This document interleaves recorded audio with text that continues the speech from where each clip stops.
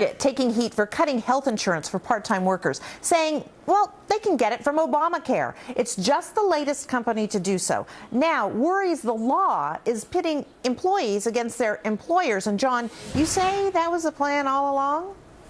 Yes, Doug, Charles Krauthammer is one of the first ones that brought this up. I have a lot of respect for Mr. Krauthammer. He's a smart guy. He's right, as he usually is. And there's a reason that you don't have a subsidy for a part-time worker. They wanted to go on the government rolls. The government wants to take over this health care exchanges, which, by the way, they're getting to. 35 of the 50 states have said we can't afford it. They're pushing it back to the federal government. The federal government had planned this all along to control this insurance market. It looks like they're getting their way. Well, Jonas, is there something wrong anyway with employers providing employees with health care? Yeah, and what is this bogus relationship between this contract between the employer and the employee? Why should Target have to provide health insurance to a part-time worker stocking shelves 20 hours a week? That is absurd anyway and puts them at a competitive disadvantage.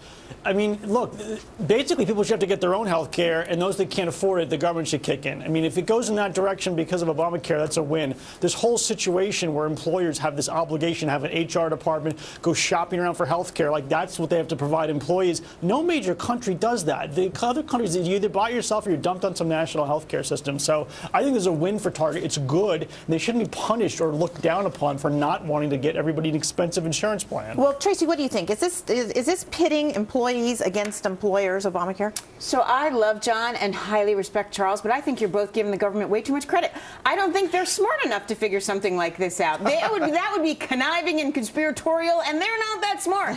I think this is a complete unintended consequence. They screwed up from the get-go with this because, as we all know, Nancy Pelosi said it, nobody read the thing. No one knew stuff like this was going to happen, and here we are again. Every day we get a new revelation about how this thing is going to fall apart at the seams. All right, Mark, weigh in here. How's it going to fall apart at the seams? You're adding new enrollees to Obamacare. Let's remember, too, that we're talking about Target having 10% of its part-time employees that have even signed up for their health care in the first place. Most of them, when you think about part-time employees at Target, are probably high school students, college students, are on their parents' health care.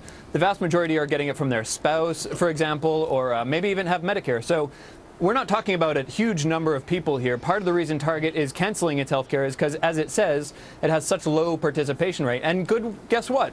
Good for America that those people that are getting bounced off their health insurance have a place where they can go get high-quality, affordable health insurance that, if they need it, is subsidized. And you know, this only in America, right? Okay. No, not only in America, in every industrialized country in the world. Mark said that they were getting more enrollees. Most of them already had insurance plans. Most of them are older people.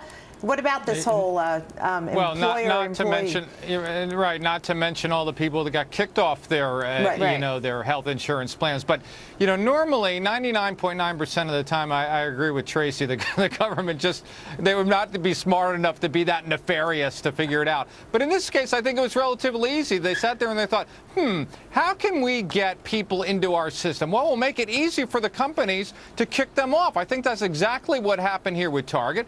You know, basically they said it's 10% of our employees, we can wipe our hands and, you know, be done with them and they can go into the Obamacare.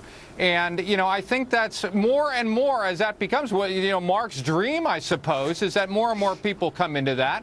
And then these companies, you know, they get rid of health care. We eventually move to the single-payer system. Now, the fault with Mark's problem is Mark says, oh, my gosh, it's so great that they can go to the government. Yes, they could also do that in a free market if we had one in health care, which we don't. Okay, thanks, guys. Last word there. So before you say, I do, this may have you say, I don't. One state proposing to force couples to take pre-wedding classes. Talk about giving love a bad name.